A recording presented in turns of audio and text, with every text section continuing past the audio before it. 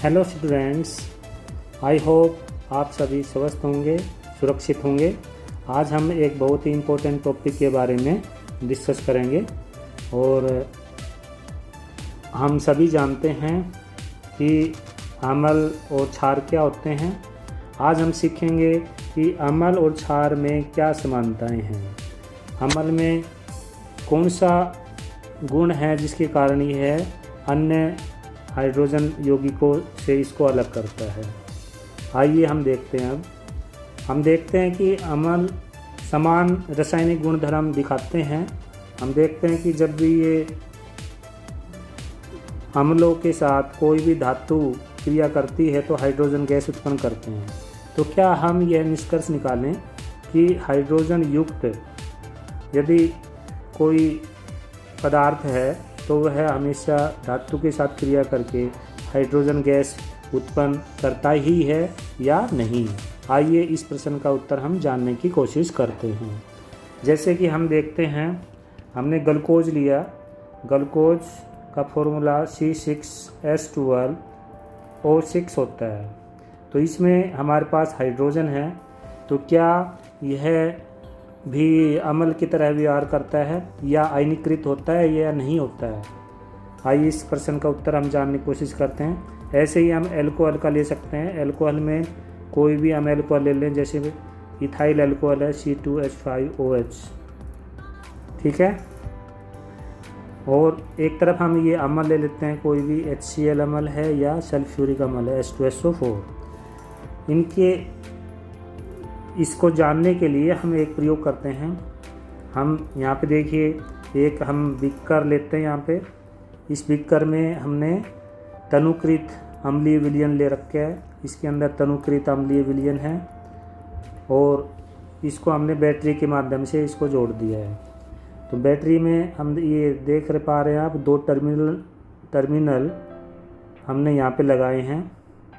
6 volt की battery इसमें जोड़ी है। आपको पता है कि जब भी ये इसमें से विद्युत धारा प्रवाहित होगी तो ये बल्ब यहाँ पे जलना स्टार्ट कर देगा। लेकिन ये जलेगा कब? जब विद्युत धारा सर्किट कंप्लीट करते हुए प्रवाहित होगी। तो यहाँ पे इस घोल में हम देख पा रहे हैं कि कैथोड और एनोड हमने अलग अलग लगाए हुए हैं।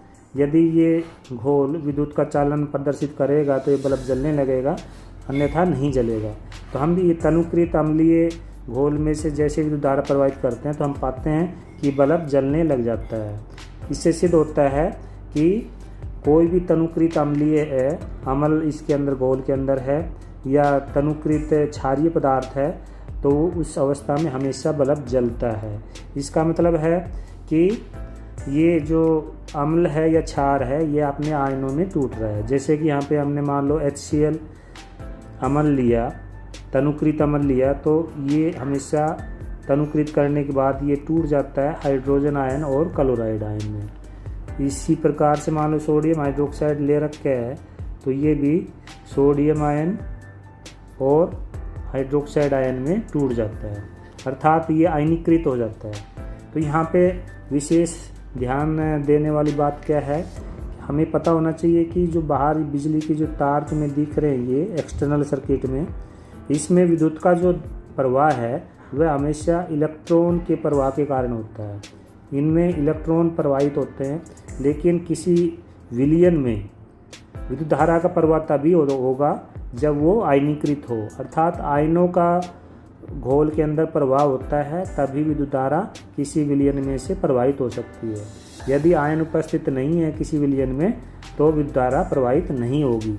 लेकिन जैसे कि हम देख पा रहे हैं यहाँ पे ग्लूकोज, हम मान लो इसकी जगह लेते हैं ग्लूकोज C6H12O6, तो ये आयनों में टूटता नहीं है, कोई आयन्स नहीं बनाते, मतलब आयनीकृत नहीं होता। इसलिए इस केस में विद्युत धारा प्रवाहित नहीं होगी यदि हमने ग्लूकोज का घोल बनाया हुआ है तो, ठीक है। तो आप समझ गए होंगे कि किस प्रकार से विद्युत धारा प्रवाहित होती है। बिना आयनीकृत विलयन में से विद्युत धारा प्रवाहित नहीं हो सकती है। तो हमने निष्कर्ष निकाल लिया कि चाहे वो अम्ल है चाहे क्षार है और ये हाइड्रोजन युक्त हैं, लेकिन ये तभी विद्युत धारा प्रवाहित प्रदर्शित करते हैं जब ये आयनीकृत होते हैं, अर्थात तनुकृत नहीं करेंगे तो इसमें से विद्युत धारा प्रवाहित नहीं होगी। तो ये सभी अम्लों के लिए सेम ही बात है। अब हम दूसरे प्रश्न का आंसर जानना चाह रहे हैं, जलीय विलयन में अम्ल या क्षारक का क्या होता है। यदि जल में हम अम्ल या क्षार को मिला देते हैं वो क्या हो जाता है, आयनीकृत हो जाता है। जब तक आयनीकृत नहीं होगा तब तक वो अम्लीय या क्षारीय गुण को प्रदर्शित नहीं करेगा। जैसे कि इस एक्सपेरिमेंट में हम देख पा रहे हैं, यहाँ पे हमने सोडियम क्लोराइड लिया, यहाँ पे ले रखे सोडियम क्लोराइड, इसके अंदर ड्रॉपर की सहायता से सल्फ्यूरिक अम्ल को हम डालते हैं, बूंद बूंद करके हमने सल्फ्यूरिक अम्ल इसके अंदर डाल रहा है। ठीक है, सल्फ्यूरिक अम्ल डालने के बाद इसमें से गैस बननी स्टार्ट होती है और वो गैस जो है निकास नली के माध्यम से बाहर निकलती है। कौन सी गैस निकलती है, जैसे कि मान लो यहाँ पे सल्फ्यूरिक अम्ल लिया है हमने, तो क्या बन जाएगा, यहाँ पे क्या बनेगा, यहाँ पे हम HCl गैस यहाँ पे बनेगी, हाइड्रोक्लोरिक गैस। तो हाइड्रोक्लोरिक गैस जो है, जैसे ही हम लिटमस पेपर लेके आएंगे, लिटमस पेपर कैसा होना चाहिए, गिल्ला होना चाहिए, ये लिटमस पेपर गिल्ला होना चाहिए, गिल्ला लिटमस पेपर लेंगे। ठीक है, गिल्ला लिटमस पेपर लेके आएंगे तो इसका ब्लू कलर जो है वो रेड कलर हो जाएगा।